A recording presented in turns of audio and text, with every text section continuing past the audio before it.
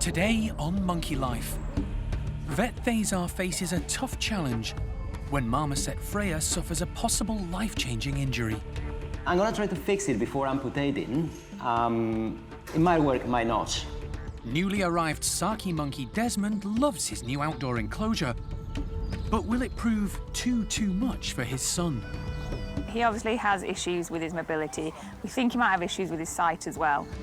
And breakfast in the treetops for golden-cheeked gibbons Kim and Tien.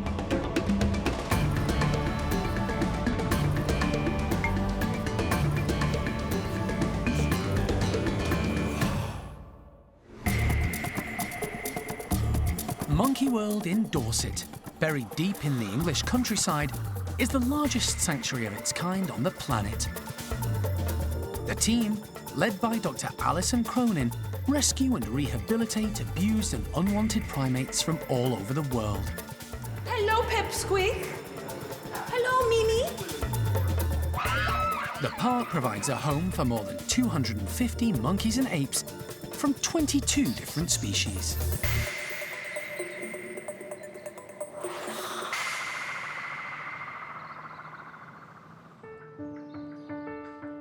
It's been a few weeks since female Marmoset Freya was rescued and brought to Monkey World. She was found leaping around on scaffolding outside a block of flats in London. She's settled in well and is delighting in companionship of her own kind. She's made friends with Fred and Sammy and is living with them and enjoying all the benefits of a lovely, large outdoor enclosure. But over the last couple of days, the primate care staff have noticed Freya has developed a limp, which is affecting her mobility quite badly. She also appears to be in pain. They've asked local vet Cesar Sastre to come and take a look. She has been lame on her right leg. We did see a small swelling on the heel and potentially a small injury there as well, but nothing seemed to be infected or smell bad or anything like that. She's just not using it and it's not seemed to have got any better. Jeremy gets the job of taking Freya out of her box so that they can begin. She's a feisty little marmoset who makes her presence known as she's put under with anaesthetic gas. Cesar can now take a good look at the damaged leg, and it's immediately obvious it's a serious injury. Okay, here you are. Blink. You can see I can dislocate. Bonk. That should be normal. That is abnormal. And either it's got a fracture or the ligaments, they've gone. Let's take some x-rays. Okay. Marmosets are tiny primates, and diagnosing and treating a condition with 100% certainty can be difficult. An x-ray of the affected leg will help Cesar see exactly what he's up against. And it's not good news. So the dislocation is happening here, right? That's why all of this is so swollen. If you compare with that, you see it's very, very nice and smooth, very little, right? And this is the hook joint, right? This hook joint, I can actually move it out, right? Yeah, there's bits of bone in there, so there's been a fracture. Okay, let's try to help this guy. Treating torn ligaments and fractures on any animal can be problematic. Because marmosets are so tiny, trying to repair Freya's leg with pins and plates would be a very complicated and unusual procedure with no guarantee of success. The other option could be to amputate. But Cesar has another idea. So what I'm gonna try to fix it before amputating. It might work, it might not. But what I'm gonna do is a technique that is called imbrication. And it's basically just getting in there and try to make that ligament that is completely broken, try to make an artificial ligament with a strong material that will dissolve eventually. It'll last 6 months inside the body. So there's still a possibility that we might end up amputating this limb. But at least we know that's exactly what is happening, and you know, I'm gonna try my best to repair it. Yep, let's do this. Cesar needs to make a large incision so that he can get to both ends of the torn ligament. Yeah, here is the break. You see, that's the ligament that is loose, and that's the ligament, you see, doink, but it's completely loose and in there. So that's where it broke. Using a series of stitches, he ties up the torn ligaments, effectively making a temporary one that will hopefully keep the leg and the joint in the correct position, allowing Freya to heal. It's a fiddly but fairly quick procedure. You remember that this was dislocating, was moving like that. I cannot dislocate it now. So the imbrication is done. Like I said, might do the job, might not, but certainly this might help. Cesar is hopeful but cautious about the outcome. Yeah, we're giving the best chance. I've done it as strong as possible and did a double layer in that little area just to hold it as strong as possible. I would restrict the exercise, yes, but it's highly impossible in this case. But, you know, it's got a decent chance to save that leg, that's for sure. Once Freya has come around from the anaesthetic, she'll be isolated from the others in a smaller bedroom in order to recuperate. The less active she is in the coming days, the more chance her leg will have of healing. The team are keeping everything crossed Freya will make a full recovery and continue to live a full and happy life with her new family.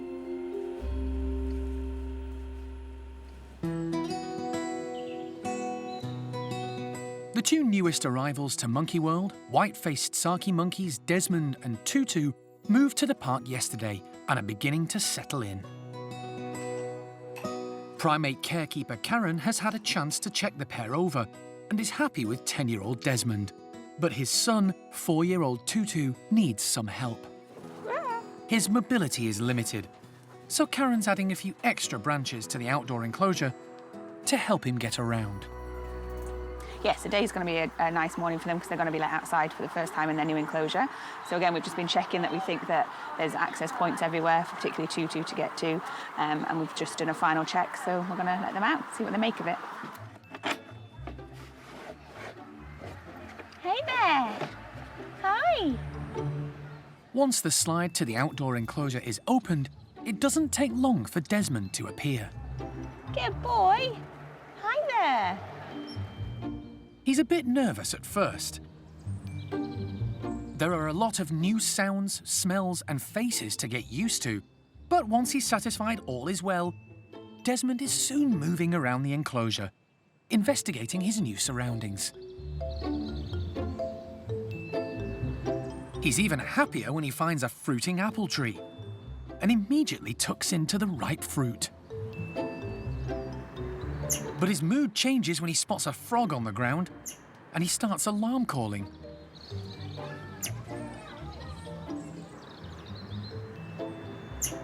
Thankfully, the little amphibian hops off, leaving a relieved Desmond to continue exploring his new home. He's been all over the enclosure, leaping around, doing really well, really happy, but really nicely keeps going back in and checking where Tutu is. And when you watch them inside, he'll go over to them, they'll nuzzle a little bit on their face, and then he'll come back outside. It's kind of like he's encouraging Tutu to come out, but it's really nice that we know that they have a really strong bond, and he keeps checking on his son, which is really nice to see. Hi, Tutu. Gonna come see? Eventually, Tutu plucks up the courage to take a look outside. But it's immediately obvious that he's struggling with his new surroundings. He obviously has issues with his mobility. We think he might have issues with his sight as well. So it's just, he has to get used to where everything is, and it just takes him longer to do that.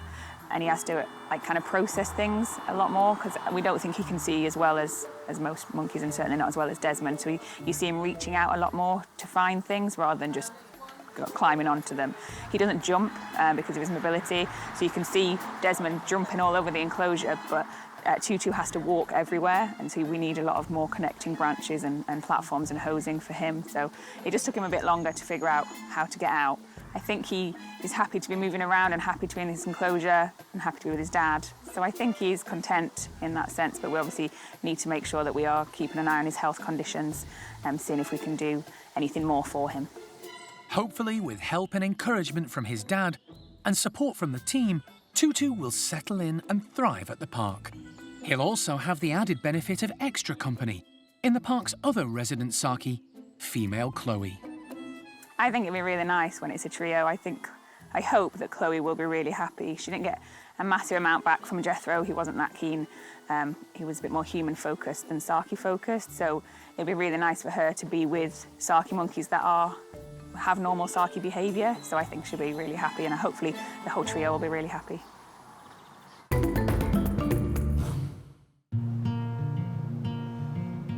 Over the years, Monkey World has had great success rescuing, caring for and breeding golden-cheeked gibbons. They've successfully raised 5 youngsters, the offspring of Peanut and Peng Yo, and, on the other side of the park, Jake and Zoe. 4 years ago, 2 of these youngsters left their parental group to be paired up in their new house and enclosure. Tien, the first golden-cheeked gibbon to be born at the park, joined Kim, who's a year younger and the offspring of Jake and Zoe. They've become inseparable. Kim and Tien as a couple are pretty much the perfect couple. They complement each other. Both got very different personalities, but it kind of just seems to gel. And they absolutely adore each other. They're always together. If someone goes inside, the other one has to go inside and vice versa. So yeah, really nice couple together. Today, the pair are about to be given breakfast. A fresh fruit medley of physalis, figs and passion fruit. Laura is putting the fruit in 2 specially built feeding stations, which are then pulled up into the tree canopy. The idea is to make sure the fruit is as high up in the trees as possible. To reach it, Kim and Tien will have to hang from the upper branches, just like they would in the wild.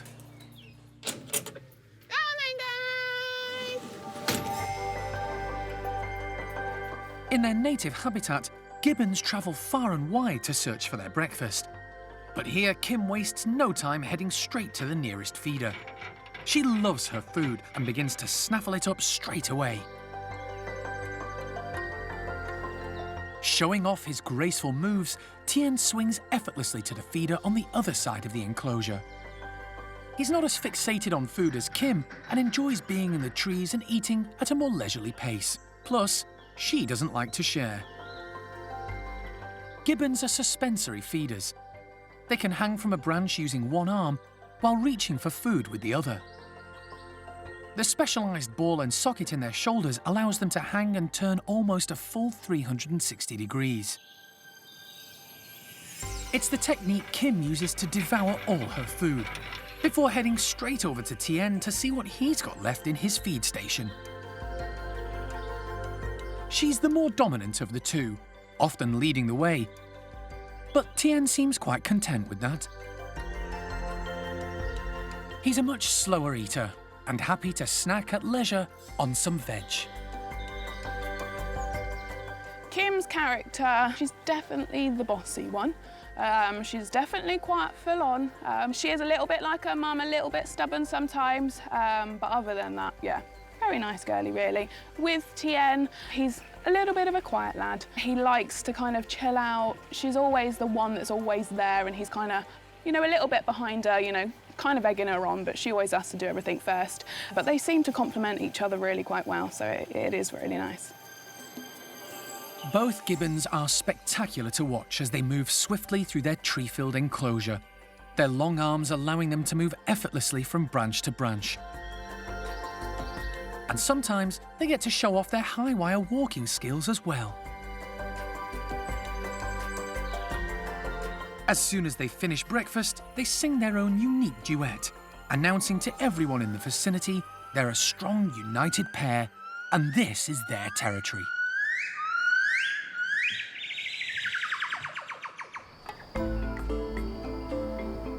A lot of the success the park has had in caring for and rearing golden-cheeked gibbons runs in tandem with the work carried out by its sister sanctuary in Vietnam, Dao Tien. Set up 10 years ago with the full support and cooperation of the Vietnamese authorities, It's a 56-hectare island in the Dong Nai province, 160 miles northeast of Ho Chi Minh City. Since it opened, the team at Dao Tien have rescued a large number of primates, including golden-cheeked gibbons, black-shanked douklangers, and pygmy loris. Unlike at Monkey World, the ultimate aim at Dao Tien is to release the primates back into the wild. Marina Kenyon runs the centre in Vietnam. She's in Dorset for a flying visit to meet up with Alison and discuss the future release of 8 gibbons back into the wild.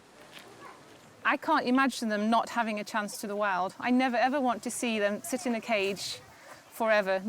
Any of our gibbons, I want them all to have a chance if we think that they're fit enough. There's some that are broken. The illegal trade has broken them and they're not going out, and that's fine. But the ones that still are within our criteria for release candidates, they're all going to have a chance. Because when you're in the forest and you see wild gibbons and you see what a wild gibbon can do, it's amazing. And you realise actually there is no other place that a gibbon should be bar in the wild. The gibbons at Dao Tien are separated into 2 different areas. The Phase 1 animals are kept in secure enclosures and include gibbons in the process of rehabilitation and those who will never be fit or well enough for release into the wild. The remainder live in semi-wild areas on the island. You rehabilitate a gibbon by giving it trees. So the 8 gibbons we have at the moment have all grown up in trees. So from the moments we confiscated them, they passed health checks, we gave them some friends or a stepmum, and they've lived in the trees ever since. So these gibbons are just like wild gibbons. They're hitting 7.5 kilos. A gibbon in the cage will only hit 7.5 kilos if it's fat. The ones in the trees are just pure muscle. So this is probably as good as it gets as far as getting the gibbons ready for release. Over the years, Dao Tien has had great success. 65 pygmy lorises and a number of black-shanked douklangers have been released back into the trees and forests of Vietnam. But they've had mixed results with golden-cheeked gibbons. Past releases have highlighted issues with hunting pressures, the abundance of fruiting trees in an area, and most recently, territory problems, when a wild male attacked the newly released pair. It's all led to Marina and her team stepping back and taking stock. A normal family of gibbons in the forest takes an area of around 40 hectares. But actually, to put a non-related family into forest, you need much, much more. You need potentially 4 to 6 times that space empty for that gibbon group to survive. If it's less than that, any existing gibbons, they have the territories, the empty territories next to them marked out for their offspring. That's where my son's going, that's where my daughter's going, and they will fight to the death to maintain that space for their own family, their own extended family. So we have to make sure that the space is way, way much bigger. Thankfully, the Vietnamese government may have come up with the solution. In the last year, they've bought 10,000 hectares of forest connected to Cat Tien National Park, which Dao Tien is part of, and made it available for future gibbon releases. And so, in the last few months, Marina and her team, along with forest rangers who protect the area, have been undertaking habitat surveys. They've checked the density of fruiting trees and looked for wild gibbons in the vicinity. At the moment, things are looking good. At this point, it's looking incredibly positive that we have 8 amazing gibbons and we have 10,000 hectares of forests to release them into. So we're hoping by the end of the year, the first gibbons will be going out with their GPS collars, and then the next 18 months to 2 years, we'll be tracking them. We'll try and do them as far apart as possible. And this is all going to be in... Alison and Marina are in constant contact, but with 8 gibbons ready for release, there's a lot to sort out. Once we have the clear mapping of the space, and then we can work out, A, do we have enough for everyone? Yeah, and B, and you haven't surveyed this area yet? With her frequent visits to Dao Tien, Alison is well aware of the difficult task Marina is facing. Trying to find the correct place to release them has probably become one of our most overwhelming preoccupations, of trying to find good, healthy, strong, and safe forests for all of them to go back to. And, you know, with the gibbons, it's tricky. all of the gibbons that we tend to get confiscated in Vietnam and brought to Dao Tien have come through the black market trade mostly at a younger age. Many of them have sat in cages in people's homes or wherever it might be through their formative years, and therefore don't know how to swing through the trees, are perhaps even frightened of being up at height, and even more detrimental to their health and long-term future in the forest is that they're interested in people and they like coming to the ground. And if you're a gibbon and you're interested in people and you like coming to the ground, you're simply going to get caught back up in the trade by hunters easy. The gibbons also, when they pair bond, they have their territory, they sing. They sing loudly and beautifully, and it's, you know, a beacon to any hunter who's out there that we are here. It's like a tannoy going out every morning telling any people in the area that there are now gibbons on site. So there are many, many, many different aspects of their biology, their ecology, their evolution, their social behavior that sort of set the odds against the gibbons. It's part of what drives at least me forward in wanting to come up with the right path and the right method in order to get these animals back out into the wild. It's a very exciting time for Dao Tien and everyone connected with it. If the release of the 8 gibbons goes well, it could pave the way for many more of this vulnerable species to go back to where they belong.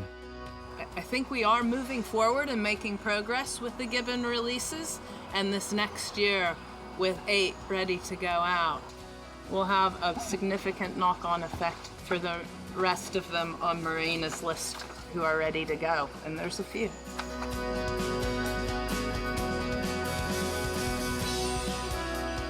It's been a long time coming, and it's so good that no one's given up. Nothing in life that's wonderful can be done quickly, and gibbon rehabilitation is absolutely one of those. It's not quick, but we're just about there now. So fingers crossed.